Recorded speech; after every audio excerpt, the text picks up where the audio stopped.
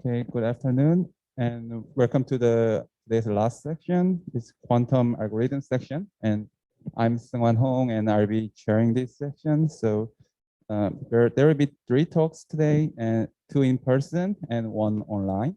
So let's start with the first talk with title Nostradamus Goes Quantum, which will be presented by Barbara Jabao Benedict.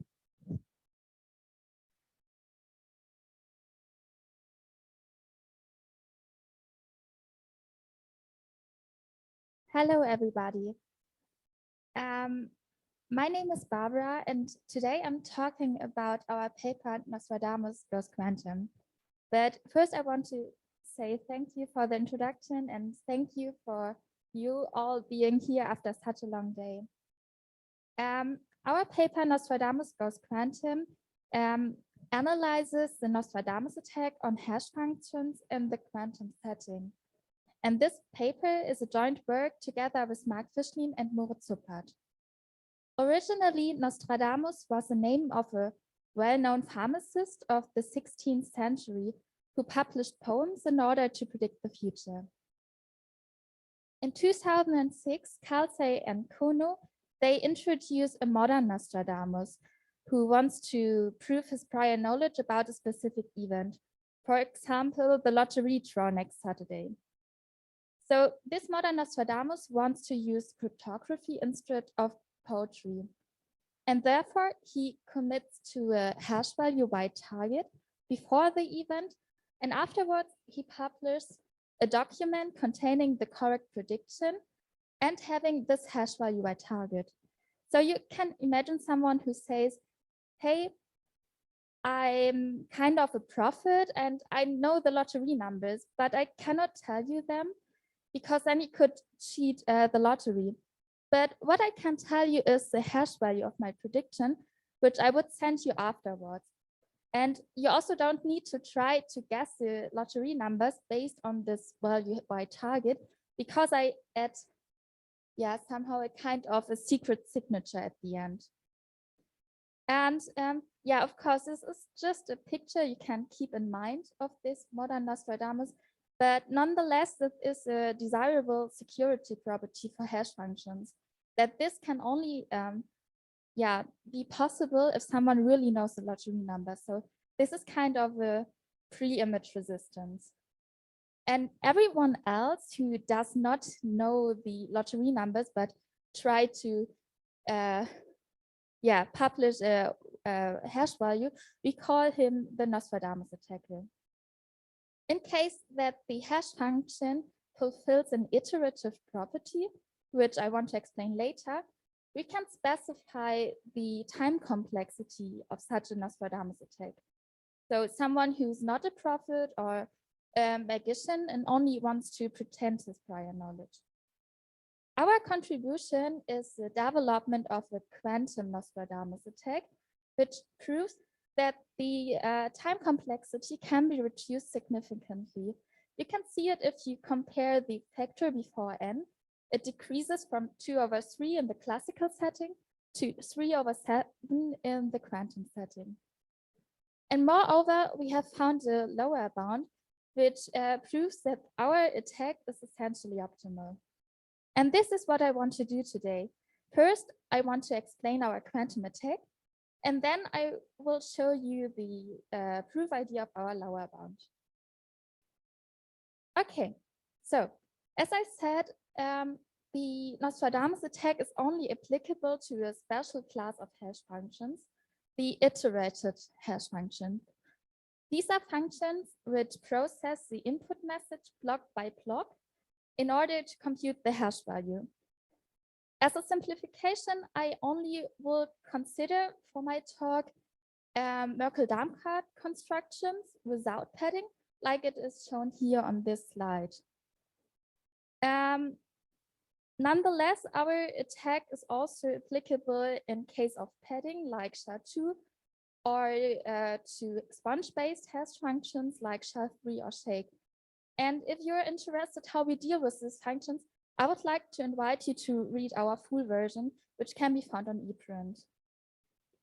And also what I want to mention on this slide is that we do not need further properties of the hash functions besides some regularity assumptions, because the attack is a generic attack. This means we do not exploit any concrete details like a bit flip at a specific position of the function.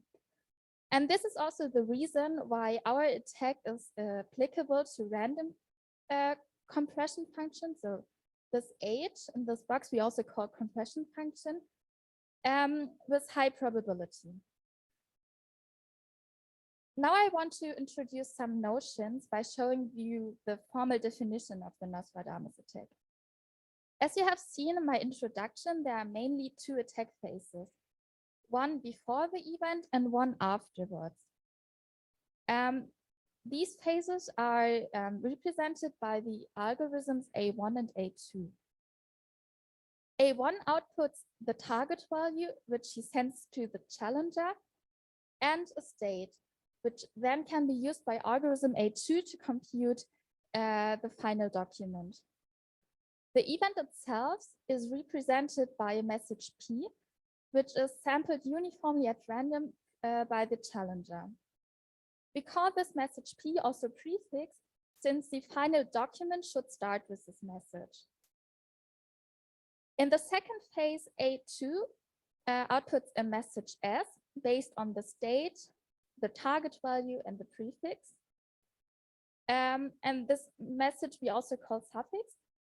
And the algorithm or the adversary wins this game if the document containing prefix and suffix has the hash value Y target. In the classical attack of Kalse and Kono, this state is a so-called diamond structure. And this diamond structure we also want to construct in our quantum attack. So I will explain this in more details. This diamond is a binary directed tree, and each node is representing a hash state and each edge a message block. And this graph fulfills a special property. If one edge directs from one node to another, this means that we can get from the first state to the other via the message block, so this M, which is represented by the connecting edge. And the algorithm A1 outputs then the root of the diamond as the target value. In the second phase, the algorithm A2 uses the diamond structure to compute the suffix. So this is the same picture as before, but we rotate the graph, the diamond, 90 degrees.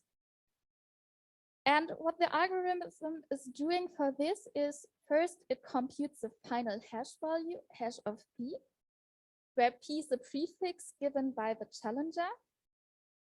And then he searched for a so-called linking message, which connects hash of P with one of the leaf nodes of the diamond. And then the suffix is simply this message M-link, this linking message, concatenated with all message blocks along the path from the leaf node to the root. And note that, every other path with the corresponding linking message would be a valid suffix as well. And as I already mentioned, our quantum attack basically works in the same way, but we want to use quantum algorithm instead of classical one in order to construct this diamond structure and also to find this linking message. And basically, these both tasks are about finding special message blocks. And for this, Grover's algorithm is very, very useful. In case that we can define a set of message blocks, we call them the suitable ones. So these are the message blocks what we are looking for. Then we can use Grover's algorithm, and it outputs one of the suitable message blocks after O of square root of P to the -1 valuations. And P is the probability that if I have a random message block, that this is suitable as well. So in case that there are a lot of suitable message blocks, we can find them faster because then the value P, the probability is bigger. And in this context, valuation means the check of a message block if it is a suitable one or not. And in the context of the Nostradamus attack, it's a evaluation of the compression function. So how can we apply it in order to do the Nostradamus attack? First, I want to show you how we can use Kroger's algorithm to find the linking message. Because this is the easier case, since when we have this diamond structure given, so then we know the leaf nodes, and it's very easy to define the suitable message block. So every message block which connects hash of P with one of the leaf nodes. And then it's obvious that in case we have more leaf nodes, there are more suitable message blocks. And the effort which is connected with this task of finding this linking message is directly related with the size or the height of this diamond. Now I want to show you how we can construct the diamond itself. The construction starts with sampling the leaf nodes uniformly at random, and then we build the diamond level by level. So it's enough to consider how we can build one of the level because it works the same for the others. And the naive approach to do this would be to take all the leaf nodes and divide them in pairs, and then use the collision finding algorithm of Brassard et al. Therefore, we try a lot of message blocks for one node per pair, so that we have a lot of suitable message blocks how we can connect this first pair. This allows us to use Kroger's algorithm in an efficient way to connect the first pair. And in this manner, we would process with each pair. But this approach has a big disadvantage because we need a lot of evaluation per pair. And this observation leads us directly to our enhanced approach, where we can reuse the pre-computed values across the connection steps. So as before, we doing this pre-computation, we try a lot of message blocks, but this time we don't divide the leaf nodes in pairs. We divide them in the upper and the lower half. And the pre-computations, we spread them equally over the upper half.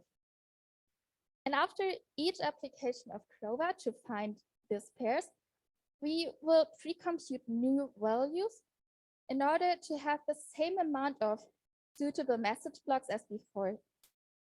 So in this picture, the new pre-computed values are the one which are represented by the dashed arrows. And this strategy has a big advantage because it needs fewer evaluations on average for each pair. Because most of the pre-computations we can reuse and use to find more than one pair. And this table shows the time complexities of the algorithms A1, A2, and also the complete attack with the optimized diamond size. And this table shows it in the classical setting and the quantum setting as well.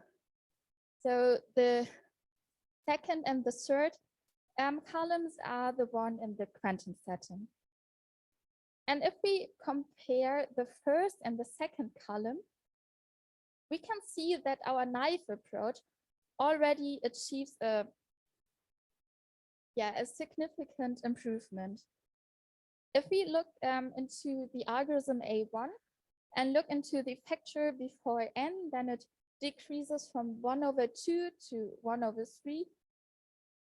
And for A2, we can also observe something similar.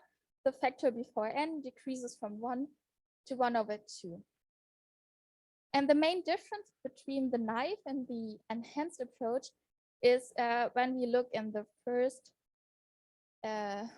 line for A1, that the factor before the k decreases from 1 to 2/3, what gives us a significantly improvement of the complete attack. So the factor decreases from 4/n to 3/7.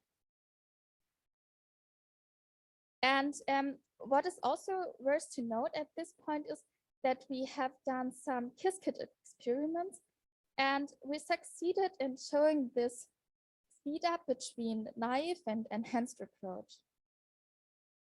But now I want to show you why our enhanced attack is essentially optimal. And when I say optimal, what I mean with this is that there is no way to do the Nostradamus better if we want to use these diamond structures. And in case we want to get faster, we need other strategies. And to prove our lower bound, we need a result of Leo and Zantry. And please don't be afraid of this formula. We are only interested in the case where C equals 3, and then the exponent is just 3/7 times n. And the theorem says the following. In case we have given a random function f, there is a minimum number of evaluations which are needed to find a C collision. And a C collision is defined as a tuple which consists of C different elements, which all maps to the same value under the function f. And why this result is interesting? The reason is that we can use the Nostradamus attacker A1 and A2 to find a 3 collision. And to understand this proof, it is first important to note, when we go back to the time complexities, that it doesn't matter if we use A1 to construct a diamond structure of height k or k+1. So we can instruct A1 to construct the bigger diamond and A2 to find a collision with level k, so that we have found a 3 collision. And then Leo and Zantry tell us that this cannot be done faster than 2 to the 3n/7. So we cannot do our Nostradamus attacker faster than this bound. And this shows that our attack is optimal since it essentially achieved this bound. And in case we want to get faster and get beyond this bound, we need other strategies. We will leave it as an open question if the strategies exist or how they might look like. But what we can tell you is that there is a bound as well. In our paper, we show that any Nostradamus attacker, so possibly someone who is not using this diamond structure, needs at least 2 to the 3n/7 minus s evaluations of the compression function. And s is a maximal block length of the suffix s. And this is a very interesting result, since it means that we cannot get faster if our suffixes are short. And we need to look for longer suffixes instead of short ones.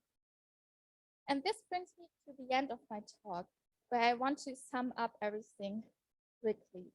So we have seen the quantum Nostradamus effect, as well as its time complexity and its lower bounds in the case of using the diamond structure and also in the general case. Thank you for the attention.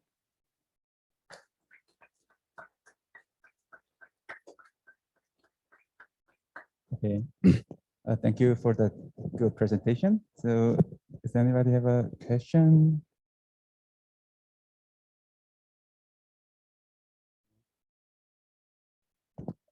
Okay, so thanks again for the good presentation. And yeah, let's move on to the next talk.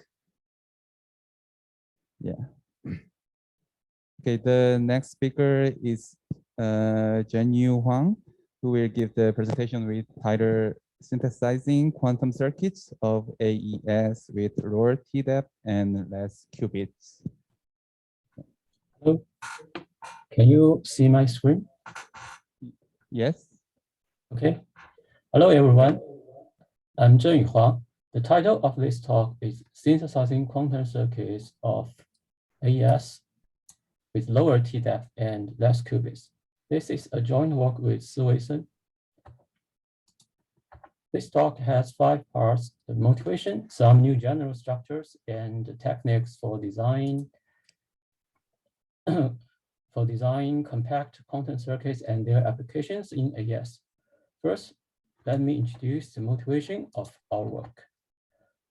In quantum cryptanalysis of symmetric ciphers to apply quantum attack, the attacker needs to construct an attack circuit based on quantum gates. For example, if the attacker wants to apply a quantum key search attack by Grover's algorithm, the attacker needs to construct a Grover oracle. If the attacker wants to apply attacks based on Simon's algorithm or offline Simon's algorithm, a quantum encryption oracle is needed. The quantum circuit for the encryption process is a part of the Grover oracle or the quantum encryption oracle. Moreover, in its core 4 proposals of PQC, the complexity of quantum key search circuit for AES is used as a baseline to categorize the post-quantum public key schemes.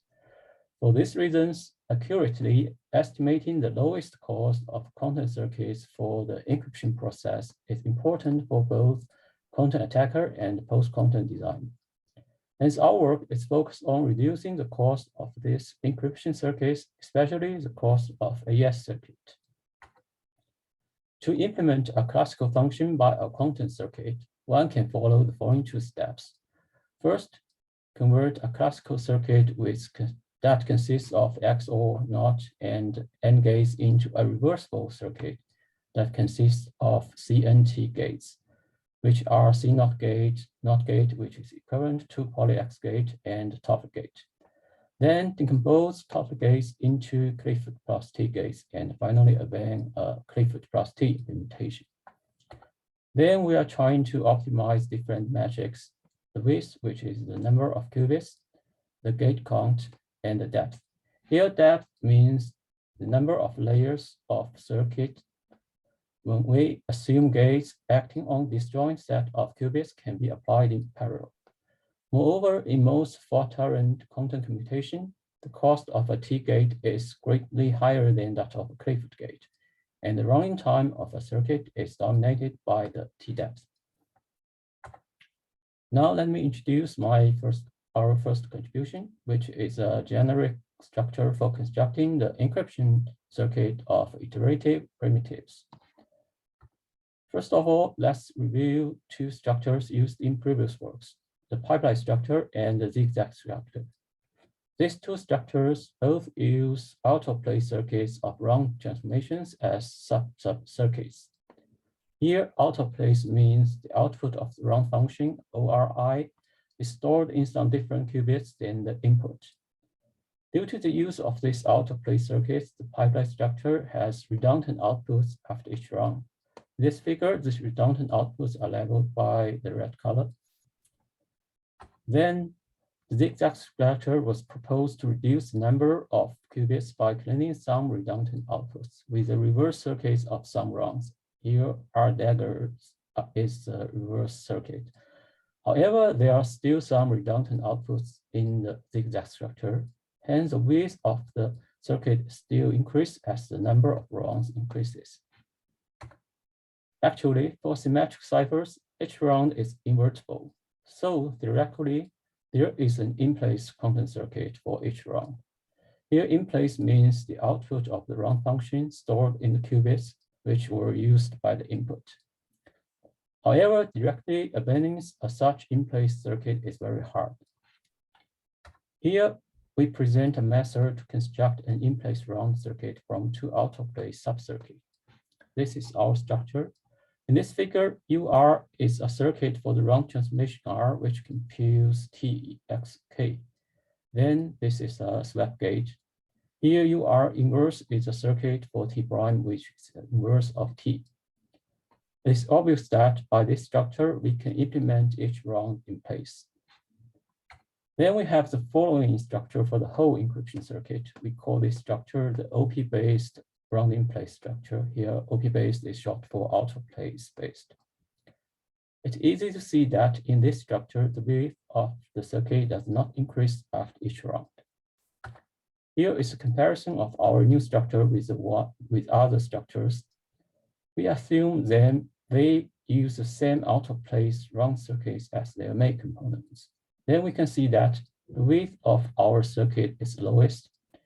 And for different oracles, the depth results are different. For encryption oracles, the depth of our structure is same as the pirate structure and is lower than that of the zigzag structure. And for the DW cost, which is the depth times width cost, our structure is lowest if the number of rounds is not very small. Okay, let's move to the next part. In this part, we will introduce some new generic techniques for implementing linear and nonlinear transformations. First, we consider the problem of implementing invertible linear transformations. An invertible linear transformation maps the computational basis x1 to xn into n linear expressions L1 to Ln. And it is well known that an invertible linear transformation with n variables can be implemented in place by a CNOT circuit with n qubits. Since a CNOT gate can be seen as a row addition elementary matrix, we can achieve such CNOT circuits by PLU decomposition. But by this way, the number of gates is large. We can use some heuristic algorithm to reduce the number of gates, but the result is still not optimal. In this paper, we propose a new set-based method for implementing linear transformation with the minimal number of CNOT gates. The idea of our method is encoding the problem of finding a circuit with k gates into a set problem, then solve it by a set solver. For example, the cryptominate set. Then if the problem for k-1 is unsatisfiable and the problem for k is satisfiable, we can know that using k gates is optimal. And then we can obtain an optimal circuit from the set result. So the key problem is how to encoding the circuit problem into a set problem. Here we sketch our way of encoding. We generate some variable sets B, C, F, and psi. Here B and C is used to describe the control wire and the target wire of each CNOT gate. And F is used to describe order of the outputs. And psi is used to describe the Boolean expression that is the normal form of each wires after each gate. Here is how these equations look like. And our experiments show that by our method, problems with size less than 9 bits can be solved in a reasonable time. Okay, that's all for the linear problem. Our next problem is implementing nonlinear transformations in place. First of all, we introduce some new terminologies. Given an out-of-place circuit of function f, we call it a C0 circuit if it works when output wires are initialized to 0. While we call it a C star circuit if it works when the output wires are initialized to any value. It is easy to see that a C star circuit is always a C0 circuit, and building a C0 circuit is much easier than building a C star circuit since there are fewer constraints for the input and output. To save the cost of qubits, some circuits may use the output wires as temporary storage space, and in this case, these circuits are C0 circuits, but may not be C star circuits. For example, the ASS box circuit proposed in some previous works are all C0 circuits, but not C star circuits. Now we show how to construct in-place circuits for nonlinear transformations based on these two kinds of out-of-place circuits. First, we classify the nonlinear transformations into two kinds. The first one is the Vestal-like transformation, which frequently appears in Vestal ciphers and FSR-based designs and key schedule algorithm of block ciphers. It is easy to see that to implement the transformation T in place, we only need to design a C-star circuit of F. Second one is the substitution-like transformation. Similar as the round transformation discussed before, it can be implemented in place by the OP-based in-place structure we introduced before. And this is the structure. So to implement UT, apparently we need a C0 circuit of S. And to implement UT inverse, it seems that the output of the wires are initialized to non-zero. Here they are initialized to X. So maybe we should need a C-star circuit of S prime, but actually this is an overshoot. If we denote SXY by Z, then UT inverse maps ZYS prime to ZY0. And this is the reverse circuit of a C0 circuit for S prime.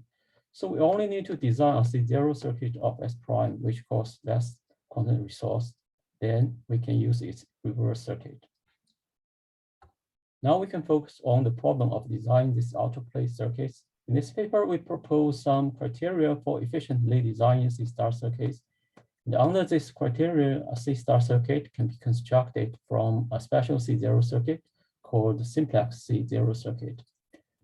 A simplex C0 circuit is sure a C0 circuit. And if the output wires is initialized to Y, then the output will be AY plus FX. Here, A is a linear function. So by adding a C0 circuit for A inverse at the beginning, we can construct a C-star circuit from a simplex C0 circuit as shown in this figure.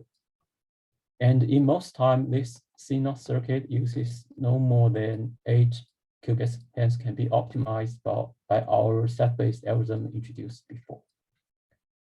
So by this method, we can construct a C-star circuit of AES box, which is used in the key schedule from the C0 circuit proposed in previous works without increasing the number of qubits and Toffoli gates. This table shows the comparison of our C-star circuit with the one proposed in Asiacrypt 2020. We can see that our circuit has lower values for all metrics. Okay, let's go to the next part. Our next problem is constructing low depth circuits. Especially, we want to reduce the T depth of nonlinear components, since T depth determines the running time. For our problem, T gates only appear in the decomposition of Toffoli gates, quantum AND gates, and their adjoints. Here, quantum AND gates is proposed in Asiacrypt 2020. It is a C0 circuit of the AND operation. For all these gates, they have T depth 1 implementations. Then we consider the following question. Given a classical circuit with n depth k, a classical circuit is n depth, or sometimes called its multiplicative depth, is the largest number of AND gates in all its parts. In this classical circuit, if we simply replace each AND gate with a Toffoli gate or a quantum AND gate, then we can always obtain a T depth k quantum implementation. The answer is no. This figure shows a simple example from a n depth 1 classical circuit. We may obtain a T depth 2 quantum circuit. Another example is the AES box circuit proposed in Asiacrypt 2020. This quantum circuit is derived from a classical circuit with n depth 4, but it has T depth 6. This paper will prove the following result. Given a classical circuit with n depth S, the T depth of the quantum circuit implementing all the nodes of the classical circuit is not smaller than S. Moreover, with sufficiently many acidia, we can construct a quantum circuit implementing all the nodes of the classical circuit with T depth S. And the constructive proof of this theorem gives us a way to achieve this lowest T depth circuit. So by this way, based on Boya and Parata's classical circuit for ASS box, we achieve a TDEPS4 content circuit for ASS box. Furthermore, in this paper, we construct a new improved classical circuit for ASS box with band depth 3. Then we can band a TDEP3 content circuit. Note that the output of ASS box has algebraic degree 7. Hence, we need at least 3 multiplication layers to generate a polynomial with degree 7. This can be explained simply. Since the input has degree 1, then after 1 multiplication layer, we have polynomials with degree 2. Then after the second multiplication layer, we have polynomials with degree at most 4. Hence, we need at least 3 multiplication layers. This means TDEPS3 is optimal if we follow the way that design content circuits from classical circuits.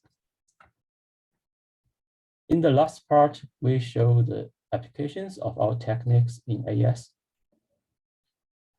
First, we show how to construct low-width circuits for AS.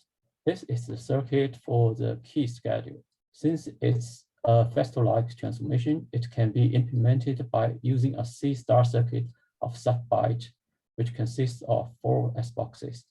And this is the round circuit. Here we use OP-based in-place structure. If we want to implement a global oracle, round 0 and round 1 can be implemented together as shown in this figure. Then by changing the number of S box applied in parallel, we can band different AS circuits. Here we compare some of them with the one proposed in Asiacrypt 2020. We can see that for all metrics, our circuits has lower values. Our second application is constructing low depth circuits for AS. For this problem, we can apply our TDEPS4 and TDEPS3 S-box circuits in the pipeline structure. This figure shows the circuit for each round. We can see that comparing to the circuit proposed in Asiacrypt 2020, our circuits has lower TDEP and lower full depths. And note that these values are for implementing AES and AES dagger. If we only implement the forward circuit for AES, that is the circuit which computes the ciphertext without cloning the redundant outputs, these TDEPs will be 60, 14, and 30 respectively. Since TDEP3 is a minimal value for a S-box, hence we conjecture that TDEP30 is a minimal value for 10 rounds of AES. If we don't across the hierarchical boundaries formed by the round function. Last, by combining different S-box circuits with different generic structures, we have 6 design strategies. Then, by changing the number of S-boxes applied in parallel, we can obtain some TDEP and with trade-off curves, as shown in this figure. And these colored points are the results in previous works. Okay, that's all for my talk. Thank you for your attention.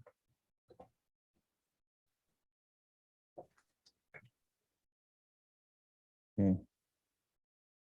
Any questions from the audience?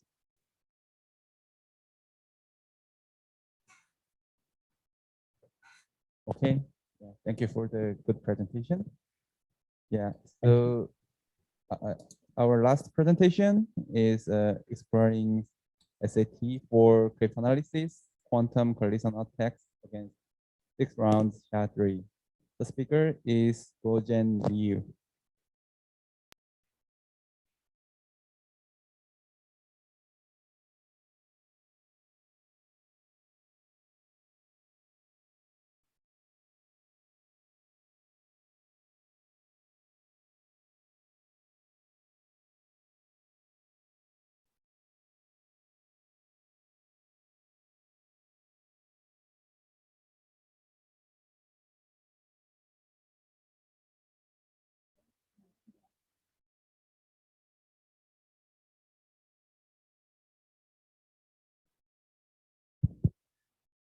Thanks for the introduction.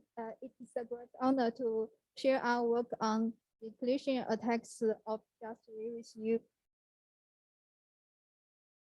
So I'll first review the previous collision attacks and then present our contribution. Sorry, there is a missing figure. Let's have a look at the cluster hash family. There are 6 instances. Each is based on the sponge construction.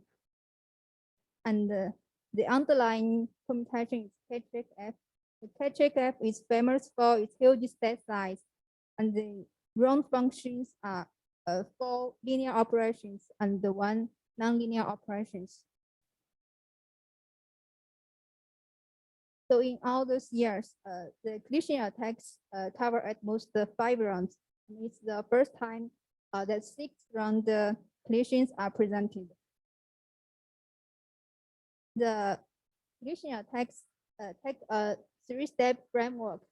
We first generate the truncated differential trails with the d-beta digest collision, and we call such trails the colliding trail.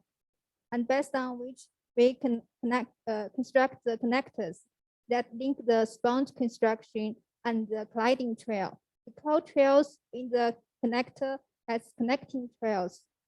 And the last step is exhaustive search to search for colliding message pairs.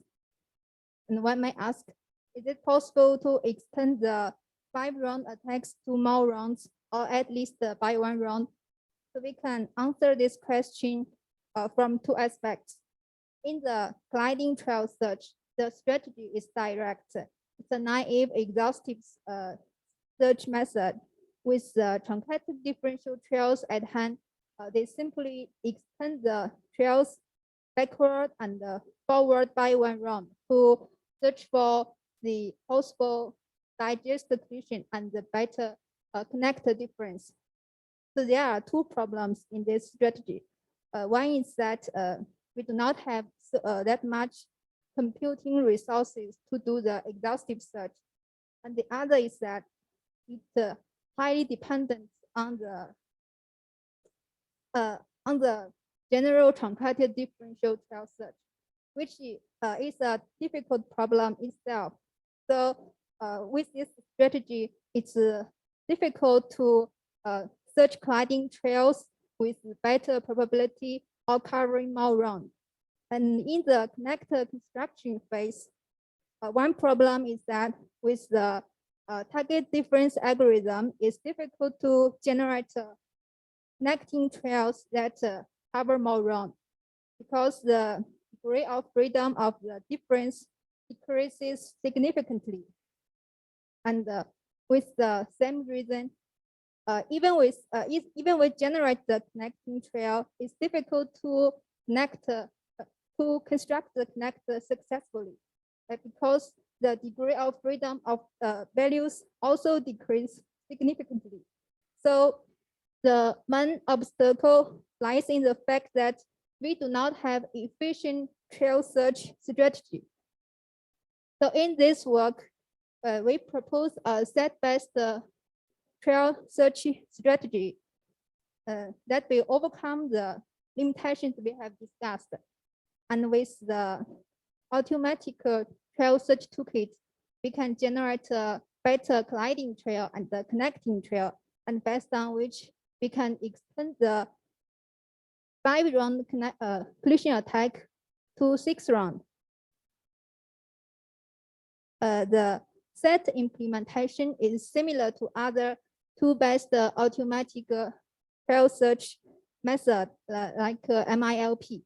We first need to model the trail search problem to the mathematical problem, and then we translate the mathematical problem to the languages that the solver can understand, and the solver will do all the work for us and give us the solutions we expect. So the set solver can understand the CNFs, and we generally try several solvers to select one with the best search efficiency. In this set implementation, we choose a crypto mini set as the underlying solver. It's not only efficient, but also accept the XOR clauses, and that allow us to concentrate on the collision attack. So the set implementation include describing the propagation of the differential trail to and the objective function to the CNFs, and then add to the solver. So this is a difference propagation model of one round. The input difference alpha r is propagated to beta r and alpha r plus 1 through the round function. And the difference bit is represented with variables. So the linear operations are simply described with adding the XOR clauses to the solver. And for the nonlinear kind, we use a logic Friday to translate the DDT of each box to CNFs, and then we add those CNFs to the solver. For the objective function, we use the sequential encoding method to translate the cardinality constraint with CNFs. This will introduce auxiliary variables and also add the big O number of clauses. So the objective function of the set implementation could be either the constraint on the number of active S box or the constraint on the propagation rate of the differential trail. For either objective function, before we add the CNFs of the cardinality constraint to the server, we should also describe the relation between the difference and the variables that stand for the constraint. And here we use a 4-round differential trail to demonstrate the set implementation of the truncated differential trail search. So we use the trail call to represent the 4-round trail. And the set implementation includes first, we add the description of the differential trail to the solver, and then we add the description of the constraint on propagation rate to the solver. And the search efficiency of truncated differential trail is quite satisfying considering the huge state size. We have consistent 3-round trail search result with a dedicated algorithm, and we also get 2 4-round truncated trail with the best propagation rate. Oh, sorry. The set implementation of the gliding trail search is similar, only that before we adding the description of the gliding trail and the constraint on propagation rate, we should also add the constraint on the digest collision. We use the same logical Friday to translate those conditions with CNFs and add to the solver. So this table shows the comparison of the efficiency, and we can see there is great improvement. So the first round of the 4-round gliding trail is not determined yet, and we fix it in the connecting trail search. To generate the beta 1 and the beta 2 trail, we simply add the description of the trail and the description of the constraint to the solver. And to determine beta 0, except for the description of the propagation and the constraint, we will also need to introduce more variables and clauses to make sure that beta 0 is a valid connector. And that's how we implement the set-based trail search toolkit. So with this set toolkit, we can generate a 4-round gliding trail with the propagation rate equal or greater than 141. And we can also generate the connecting trails that provide significant gain on the degree of freedom, and that will allow us to construct better connectors. Sorry.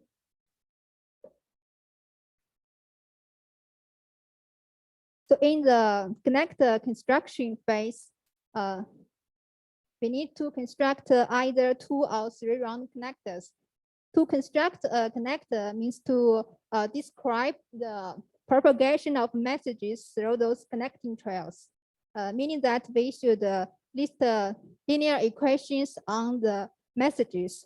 Let's take the 2 round connector as an example to explain the idea. So for this 2 round connector, in the first round, we should list the equations on the condition on capacity and the padding, and also on the chi-0 propagation.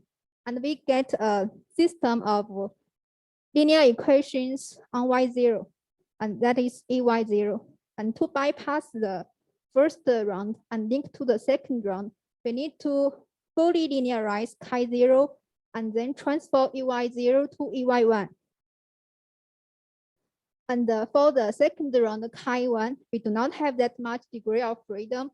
So we use a gradient algorithm to choose part of the chi1 condition and add the equations to ey1. And in that case, we have a great ey1 that can describe the propagation of the first round and the partial propagation of the second round. So that is how we construct the 2 round connector.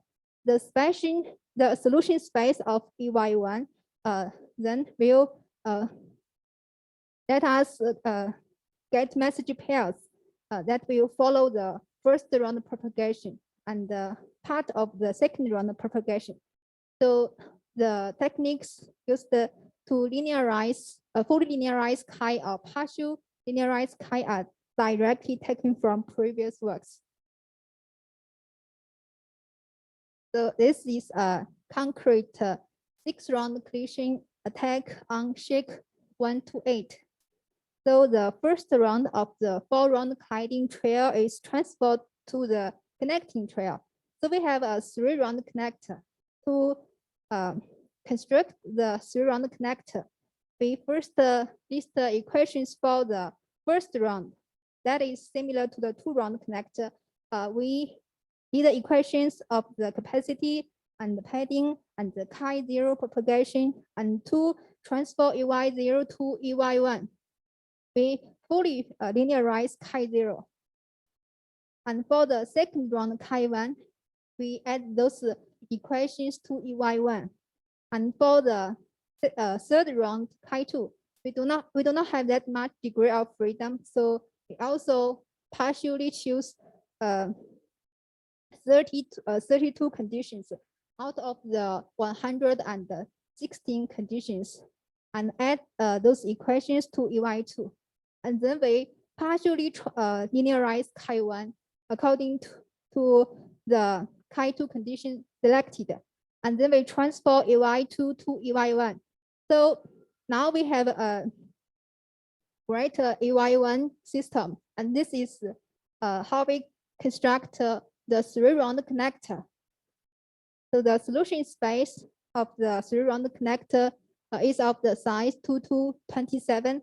And the message pairs generated from the solution space will fully follow the first 2 rounds and partially follow the 3rd round.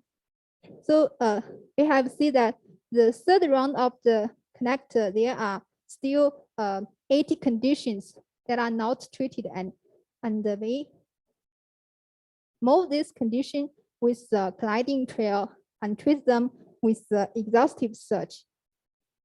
So theoretically, the time complexity of the exhaustive search should be 2 to 132, and that is bigger than the first step bound.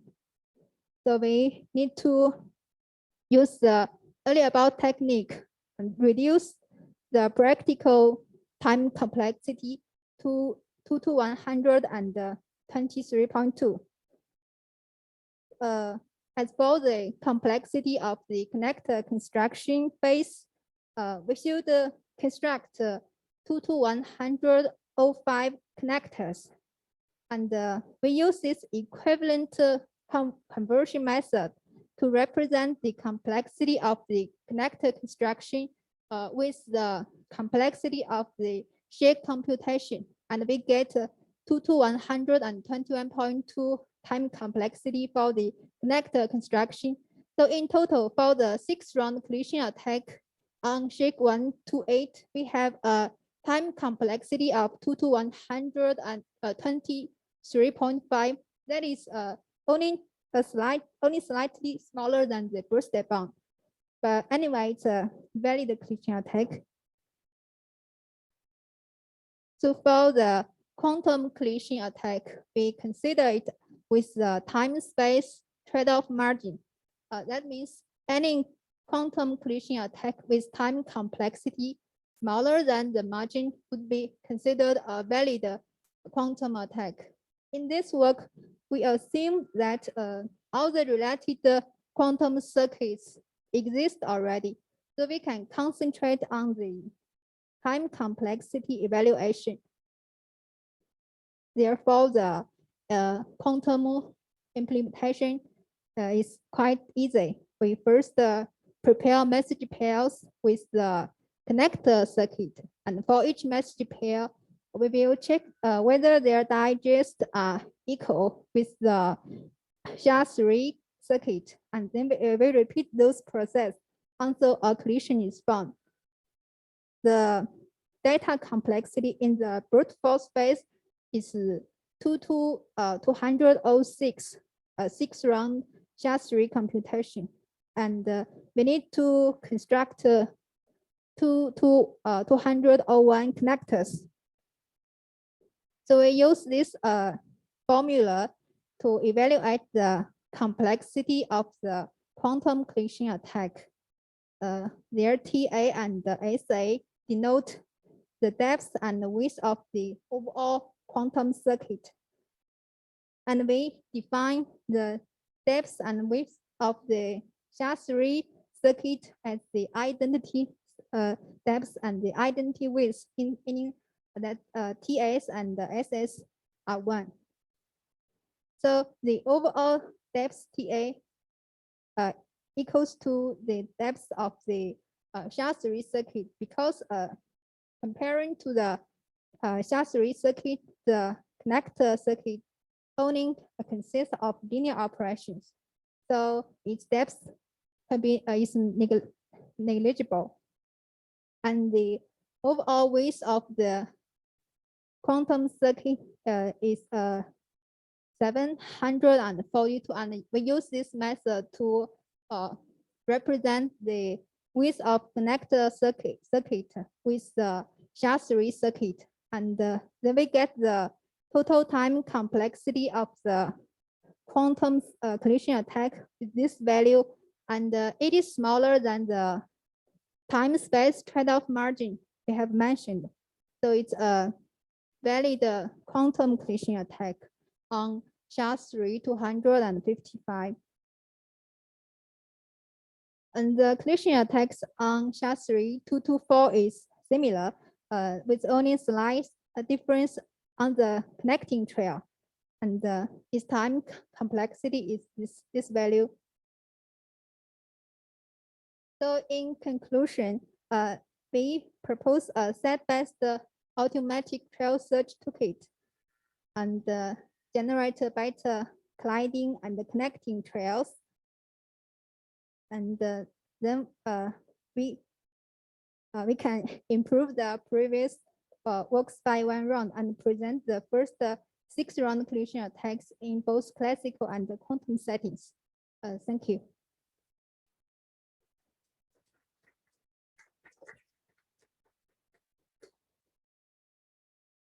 For this talk.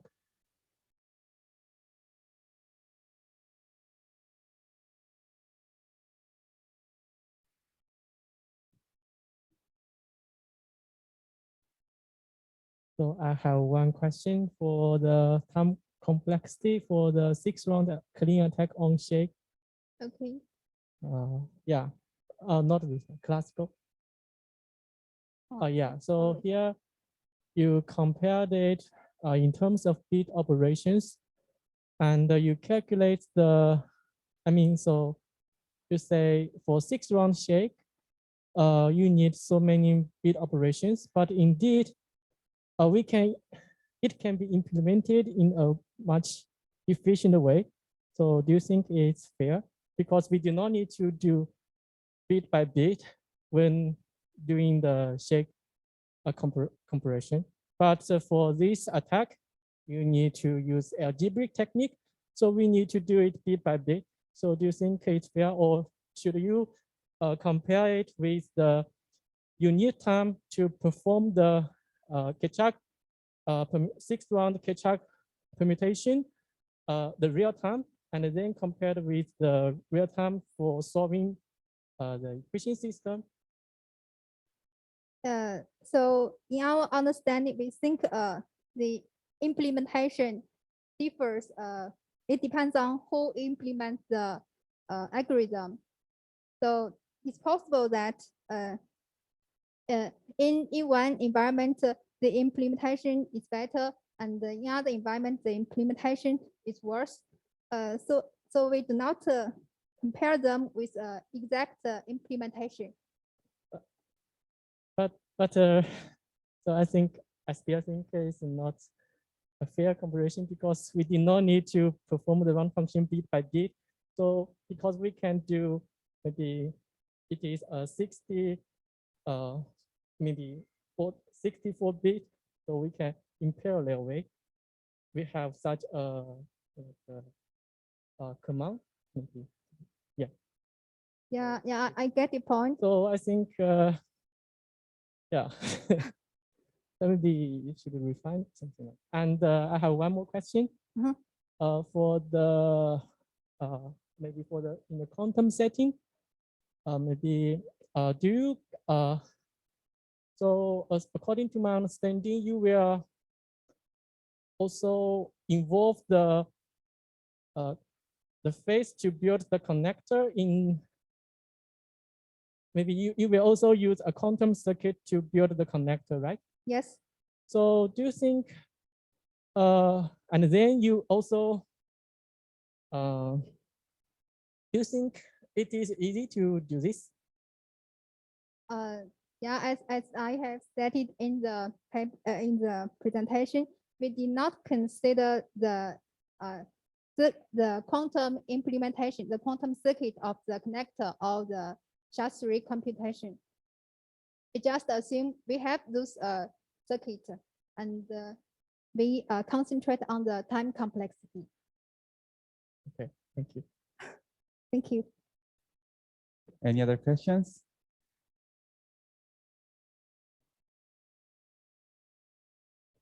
Okay, thank you again for the good presentation.